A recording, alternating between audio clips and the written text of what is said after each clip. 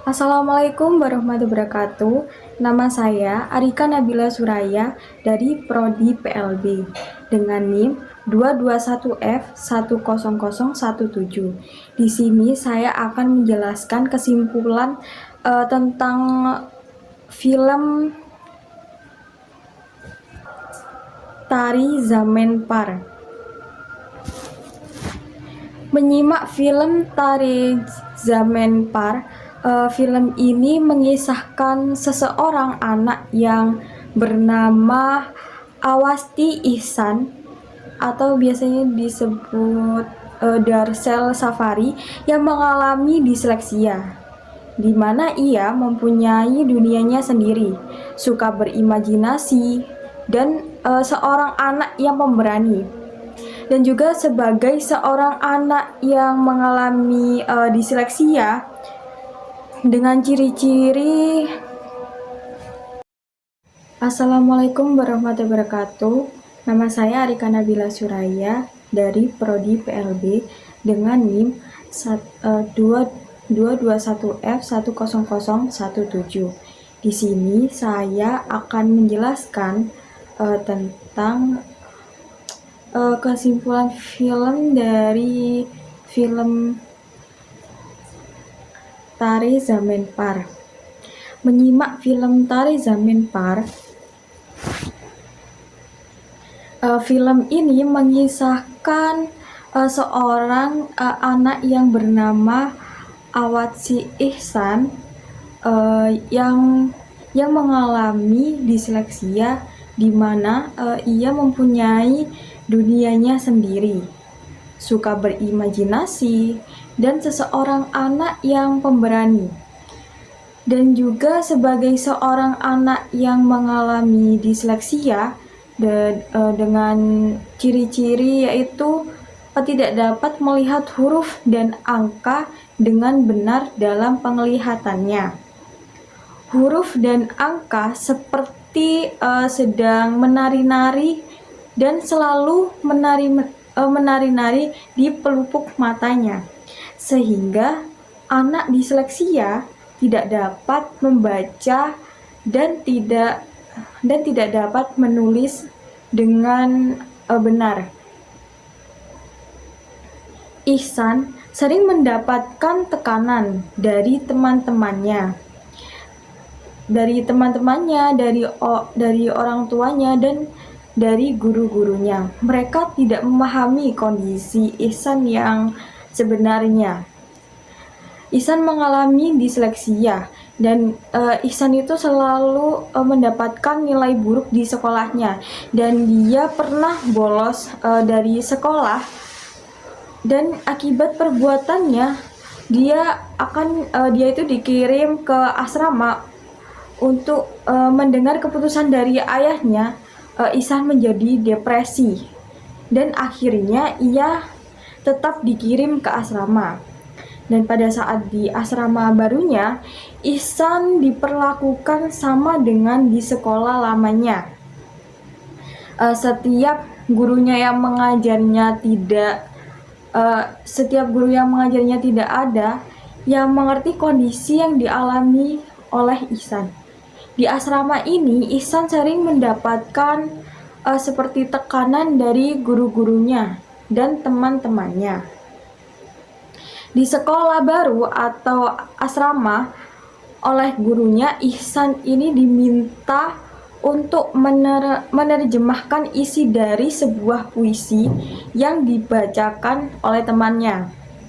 Tetapi gurunya tidak suka dengan pendapatnya. Padahal Ihsan menjelaskan isi puisi tersebut dengan sangat benar, dan berdasarkan pendapatnya, perlakuan kasar yang diberikan guru-gurunya Ihsan itu menjadi lebih depresi lagi.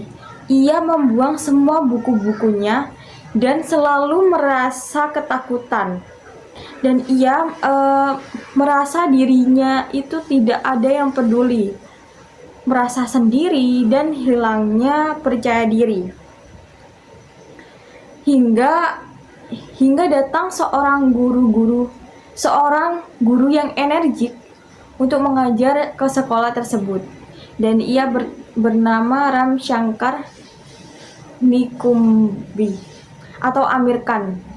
Ram Shankar adalah sebagai guru pengganti di sekolah itu, dan dia juga mengajar di sebuah sekolah yang menangani anak-anak berkebutuhan khusus. Pada awalnya, Ram tidak begitu memperhatikan Ihsan, tetapi lama-kelamaan ia mulai memperhatikan Ihsan. Melihat kondisi Ihsan, Ram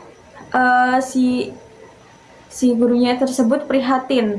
Ram merasa Ihsan sedang membutuhkan bantuan. Dia lihat dari sorot pandang mata Ihsan, hingga pada akhirnya ia mendatangi rumah orang tuanya. Ihsan untuk mendapatkan beberapa informasi yang ia butuhkan. Di sana Ram melihat semua tulisan Ihsan, dan sangat terkejut sekali ketika ia melihat lukisan Ihsan.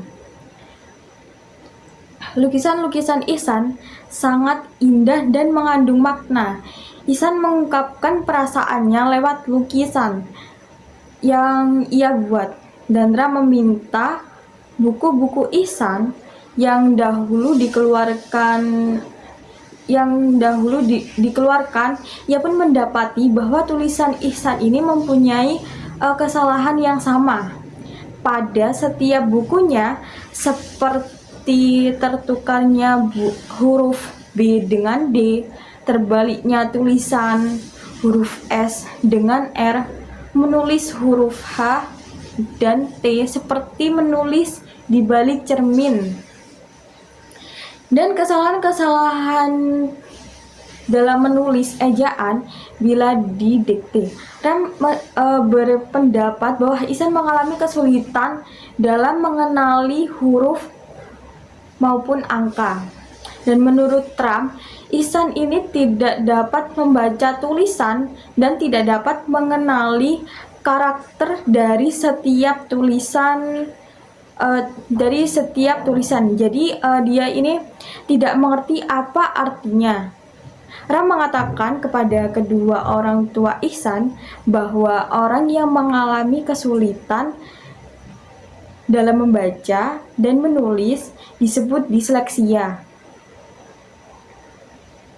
Ciri-ciri dari disleksia menurut Ram ini adalah yang pertama, kesulitan dalam mengikuti beberapa instruksi, dan yang kedua, tidak dapat menggunakan motorik halusnya dengan baik, seperti kesulitan dalam mengancingkan bajunya atau mengikat tali sepatunya. Dan yang ketiga, tidak dapat menghubungkan ukuran, jarak, dan kecepatan, seperti tidak dapat menangkap lemparan bola. Yang keempat, tidak dapat melakukan hal-hal yang seharusnya dapat dilakukan oleh anak pada seusianya. Dan bila anak mengalami hal-hal di atas, maka rasa percaya diri anak tersebut akan hilang, sering melakukan pemberontakan, dan anak tersebut akan membunyikan segala kekurangannya dengan ketidaktaatan dan senang membuat kerusuhan di mana saja, dan tidak mau mengakui bahwa ia tidak bisa. Tetapi ia akan mengatakan, "Aku tidak mau." Ibu Ihsan bertanya, mengapa harus Ihsan? Dan disleksia ini dapat terjadi kepada siapa saja. Kadang-kadang disebabkan oleh faktor genetik. Bisa juga karena terdapat masalah pada sinap otak anak tersebut. Meskipun demikian, setiap anak disleksia mempunyai pemikiran yang tajam dan mempunyai imajinasi yang sangat kuat. Dan mereka adalah orang yang berbakat, bahkan lebih berbakat dari orang-orang normal. Dan setelah mengerti masalah yang dihadapi Ihsan, Ram menceritakan kepada Ihsan dan teman-temannya di dalam kelasnya beberapa kisah tentang orang-orang yang pernah mengalami disleksia, yang tidak dapat membaca dan menulis. Namun, mereka berusaha dengan keras untuk mencoba belajar dan memahami tentang huruf, walaupun huruf-huruf atau kata-kata itu adalah musuh bagi orang-orang disleksia. Dan menurut orang-orang disleksia, huruf-huruf itu bagaikan menari-nari di pelupuk matanya, dan begitu menakutkan dan menyiksa diri mereka, otak mereka penuh dengan hal-hal yang tidak mungkin. Alfabet seperti sedang menari di ruang disko, begitu anggapan mereka. Orang-orang menertawakan anak-anak yang mengalami disleksia karena anak-anak disleksia umumnya suka memikirkan atau melamuni hal-hal yang tidak masuk akal. Walaupun seperti itu, mereka tetap berani menghadapinya. Siapa sangka anak-anak disleksia tersebut akan menjadi orang-orang yang besar dan terkenal dengan pemikiran anehnya. Siapa saja orang-orang yang terkenal tersebut? Di antaranya yaitu yang pertama Albert Einstein, seorang ilmuwan besar populer dengan teori-teori yang menakjubkan seperti teori relativitas. Dan yang kedua ada Leonardo da Vinci, pencipta helikopter pada abad ke-15 15.400 tahun sebelum adanya pesawat. Leonardo menulis di balik cermin. Semua tulisannya terbalik. Dan yang ketiga ada Thomas Alva Edison, seorang penemu listrik. Dia adalah seorang penemu listrik. Yang keempat Abhishek Bachchan, seorang artis terkenal di India. Yang kelima ada Pablo Picasso, seorang pelukis terkenal. Ia tidak pernah memahami angka 7. Dan ada Walt Disney, pencipta kartun Mickey Mouse. Ia kesulitan dalam membaca, maka dia menuangkan kehidupan ke dalam dunia kartun. Yang ketujuh ada Neil Diamond, penyanyi terkenal. Yang ke-8 ada Agatha Christie, seorang penulis buku misteri. Dan Ram memberikan cerita-cerita ini agar Ihsan termotivasi untuk maju dan berani dalam menghadapi segala kesulitan yang ia hadapi. Ram juga mengatakan kepada Ihsan bahwa ia pun dahulu mengalami hal yang sama dengan orang-orang yang dia ceritakan. Semua harapan Ram terjawab dengan apa yang dilakukan oleh Ihsan. Ia membuat sebuah kapal kecil yang dapat bergerak di air. Semua itu karena Ihsan memang memiliki daya imajinasi yang kuat. Dan menurut Ram, Ihsan adalah siswa yang memiliki kecerdasan di atas rata-rata. Dia membutuhkan sedikit bantuan. Menurut Ram, semua anak di dunia ini memiliki hak yang sama untuk belajar. Tak peduli dengan kekurangan yang mereka miliki, sesuai dengan hukum negara. Pendidikan untuk semua skema di mana hukum ini memberikan hak yang sama di dalam dunia pendidikan. Dan ia pun memulai mengajarkan Ihsan dengan penuh kesabarannya. Ram mengajarkan Ihsan 2 atau 3 jam dalam seminggu. Pelatihan yang dilakukan Ram sebagai berikut. Yang pertama, untuk sementara materi ejaan diabaikan, dan yang kedua, Ihsan hanya diuji secara lisan saja. Lalu Ihsan diajarkan menulis huruf di atas pasir. Dan kemudian menulis huruf di atas kulit sebagai indah peraba. Yang kelima, bermain warna dengan mencontoh bentuk huruf. Dan yang keenam, bermain play-doh, membentuk beberapa karakter dengan play-doh. Yang ketujuh, menggambar angka besar di papan kotak-kotak. 8. Meronce. Yang kesembilan, memberikan rekaman suara yang sesuai dengan tulisan yang diberikan kepada Ihsan agar Ihsan dapat belajar membaca dengan mengikuti nada suara dan melihat tulisan.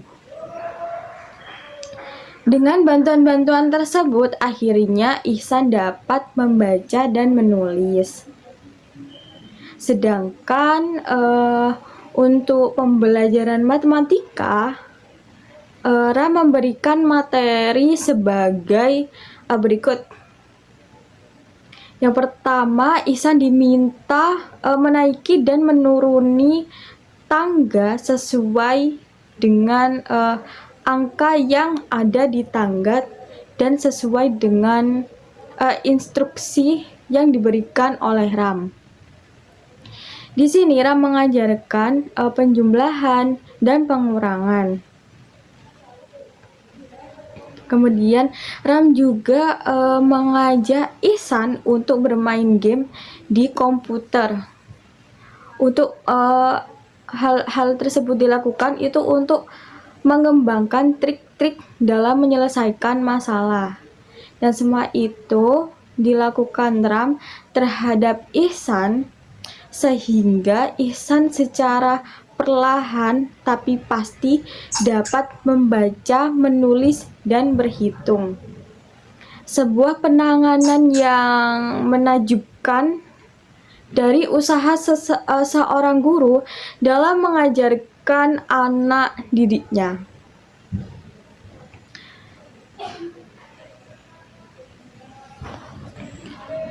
Kesimpulan dari cerita tersebut, dari melihat film ini saya menyimpulkan bahwa gangguan disleksia tidak bersifat permanen, karena disleksia dapat disembuhkan dengan memberi perhatian yang lebih, memberikan kasih dan sayang, serta menumbuhkan rasa percaya diri, dan anak yang dan anak diajarkan dengan cara atau metode yang sesuai dengan yang dibutuhkan anak disleksia. Pesan yang saya dapat dari film ini, jangan memandang kepintaran atau kecerdasan seorang anak dari kalistung atau baca, tulis, dan berhitungnya, karena masih banyak lagi jenis kecerdasan yang lain. Dan terimalah kondisi anak bila memang anak tersebut tergolong anak berkebutuhan khusus. Berilah perhatian kepada anak yang mengalami disleksia ataupun anak yang tergolong ABK atau anak berkebutuhan khusus. Dan bawalah suasana belajar anak ke dalam suasana bermain, karena dunia anak adalah dunia bermain.